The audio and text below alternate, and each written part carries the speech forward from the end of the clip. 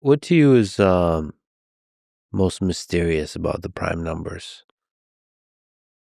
So that's a good question. So, like, conjecturally, we have a good model of them. I mean, like, as I said, I mean, they have certain patterns, like the primes are usually odd, for instance. But apart from these sort of obvious patterns, they behave very randomly. And just assuming that they behave, so there's something called the Kramer random model of the primes, that after a certain point, primes just behave like a random set. And there's various slight modifications to this model, but this has been a very good model. It matches the numerics. It tells us what to predict. Like, I can tell you with complete certainty the twin prime conjecture is true. The random model gives overwhelming odds it is true. I just can't prove it. Most of our mathematics is optimized for solving things with patterns in them.